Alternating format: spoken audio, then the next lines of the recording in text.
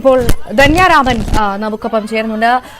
ധന്യ ഈ വാർത്ത ശ്രദ്ധിച്ചു കാണുമെന്ന് വിചാരിക്കുന്നു. ഇന്ന് സംഭവം ഇതാണ്. ആലപ്പുഴ ചേർത്തലയിൽ ഒരു പെൺകുട്ടിയെ പട്ടാപ്പകൽ നടു റോട്ടിലിട്ട് മർദ്ദിക്കുകയാണ്.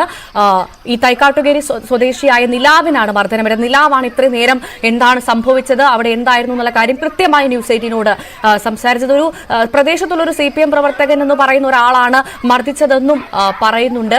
പോലീസ് ഏറ്റവും പ്രധാനപ്പെട്ട കാര്യം, ഈ മർദ്ദനത്തിന്റെ ദൃശ്യങ്ങൾ കണ്ടാൽ അത് ആരെയും വേദനിപ്പിക്കുന്നതാണ്. ഒരു പെൺകുട്ടിയെ നടു റോട്ടിൽ പട്ടാപ്പകൽ വലിച്ചിഴച്ച് മർദ്ദിക്കുന്ന ദൃശ്യങ്ങളാണ്. ധന്യക്ക് ദൃശ്യങ്ങളിൽ ഇപ്പോൾ ന്യൂസ് 18ലൂടെ കാണാൻ സാധിക്കും. ഈ ദൃശ്യങ്ങൾ പോലീസിനെ കാണിച്ചിട്ട് പോലും ഒരു നടപടിയും പോലീസിന്റെ ഭാഗത്തുനിന്ന് ഇന്ന് ഈ സമയം വരെ ഉണ്ടായില്ല. ഇത് ഏകദേശം ഉച്ചയോടുകൂടി നടന്ന സംഭവമാണ്. ഇപ്പോൾ സമയം 8:00 അടുക്കുന്നു. ഈ സമയത്ത് പോലും ഒരു നടപടിയും പോലീസിന്റെ ഭാഗത്തുനിന്ന് ഇതുവരെ ഉണ്ടായില്ല എന്നാണ് ആ പെൺകുട്ടി പറയുന്നത്. ഒരു FIR ഇടാൻ പോലും പോലീസ് തയ്യാറായില്ല എന്ന് പറയുന്നു. ഞങ്ങളാണെങ്കിൽ ആ പോലീസുകാരനെ SIയെ അവിടുത്തെ പോലീസ് സ്റ്റേഷനിൽ ബന്ധപ്പെടാൻ ശ്രമിച്ചു, അവരും ഫോൺ എടുക്കുന്നില്ല. എന്താണ് തനിക്ക് പറയാനുള്ളത്? ഇത് വളരെ മോശമാണ്. കാരണം കഴിഞ്ഞ 2 വർഷമായിട്ട് പോലീസിലെ അട്രോസിറ്റി കേസുകൾ രജിസ്റ്റർ ചെയ്യരുത് എന്നും ഞങ്ങളെ സപ്പോർട്ട് ചെയ്യരുതെന്നും ഇവർക്ക് കൃത്യമായിട്ടുള്ള നിർദ്ദേശം പോലീസുകാർക്ക് കിട്ടിയിട്ടുണ്ട്. ഈ ഒരു കേസിലെന്ന് മാത്രമല്ല, ഒരു അട്രോസിറ്റി കേസുകളും രജിസ്റ്റർ ചെയ്യാനായിട്ട് പോലീസിന് വളരെ ബുദ്ധിമുട്ടാണ്. ഒരു മാസം ഞങ്ങൾക്കൊരു നീതി കിട്ടണമെങ്കിൽ ഇങ്ങനെ പോലീസ് സ്റ്റേഷൻ കയറി ഇറങ്ങേണ്ട പഴയ ഒരു അവസ്ഥയുണ്ട്, പണ്ടത്തെ ഒരവസ്ഥ. ബെഹ്റ സാർ വരെ ഈ പ്രശ്നം ഉണ്ടായിരുന്നില്ല. ബെഹ്റ സാറിന് ശേഷം വീണ്ടും ദളിതരോട് ആദിവാസികളോടും കുത്തൊഴിഞ്ഞ പോലീസായി ഞങ്ങളോട് പെരുമാറിക്കൊണ്ടിരിക്കുകയാണ്. ഈ കേസിൽ മാത്രമല്ല, കായംകുളത്താണ് കുറച്ചുനാൾ മുന്നേ ഒരു DYSP അടക്കമുള്ള ഉദ്യോഗസ്ഥർ കയറിയിട്ട് അച്ഛനും അമ്മയും മരിച്ചുപോയ ഒരു പെൺകുട്ടിയെ റോഡിലൂടെ വലിച്ചിഴച്ചു. അവിടെ അവര് 10:30 പ്രോഗ്രാം നിർത്തിയില്ല എന്ന് പറഞ്ഞാൽ അവിടെ കയറി ശരി ബഹളം ഉണ്ടായി. പക്ഷെ പെൺകുട്ടികളെ കയറി വലിച്ചിഴക്കേണ്ട ആവശ്യം എന്തായിരുന്നു പോലീസിന്? അപ്പൊ ഇതുപോലെ തന്നെ അത് നമ്മൾ പരാതി കൊടുത്തിട്ടുണ്ട്. കുട്ടി ദീർഘനാൾ ചികിത്സയിലായിരുന്നു.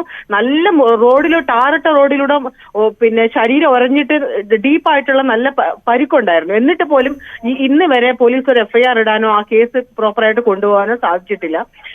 എനിക്ക് മനസ്സിലാക്കാൻ സാധിച്ചിട്ടുള്ളത്, കഴിഞ്ഞ 2 വർഷമായിട്ട് അട്രോസിറ്റി കേസുകൾ സവർണർക്കെതിരെ അവരെ വെറുപ്പിക്കരുത്, അപ്പൊ അതുകൊണ്ട് ഇത്തരത്തിലുള്ള കേസുകൾ രജിസ്റ്റർ ചെയ്യരുത് എന്ന് പോലീസിന് കൃത്യമായിട്ടുള്ള നിർദ്ദേശം കിട്ടിയിട്ടുണ്ടാവും. അല്ലാതെ ഇത്തരം കേസുകൾ ഇത്രയും ഈ പട്ടാപ്പകൽ നടു റോഡിൽ ഒരു പെൺകുട്ടിയെ വലിച്ചിഴയ്ക്കുന്നു.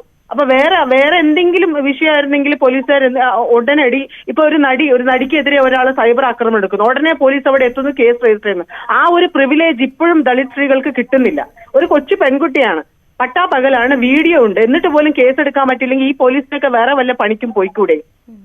തീർച്ചയായും അത് തന്നെയാണ്. കാരണം ആ ദൃശ്യങ്ങൾ അത് വളരെ വേദനിപ്പിക്കുന്നതാണ്. ഒരു പെൺകുട്ടിയെ ഇങ്ങനെ ടാറിട്ട് റോഡിലൂടെ വലിച്ചിഴയ്ക്കുക, കൂട്ടം ചേർന്ന് അതാണ് ശരിക്കും നിസ്സഹായാവസ്ഥയാണ്.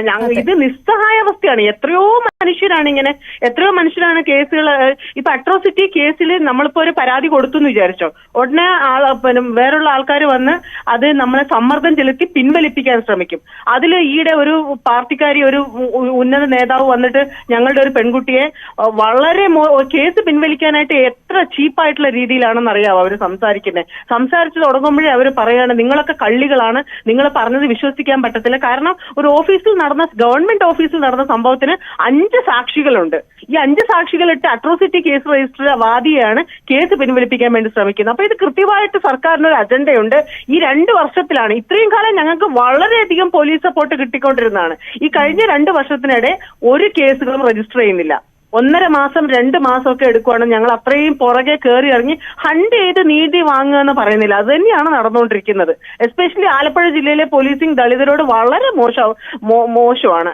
ഇന്നലെ തുടങ്ങിയതല്ല, മുമ്പേ ഇങ്ങനെ തന്നെയാണ്. പിന്നെ ഞങ്ങൾ ഇടയ്ക്ക് നല്ല SP-മാര് വരും, അല്ലെങ്കിൽ നല്ല ഏതെങ്കിലും DYSP-മാര് വരും. അങ്ങനെയുള്ളവരടുത്ത് നമുക്ക് ചിലപ്പം നീതി കിട്ടിയേക്കും. അല്ലാതെ ഒരു സിസ്റ്റത്തിൽ നിന്ന് നമുക്ക് നീതി കിട്ടാൻ വളരെയധികം പാടാണ്.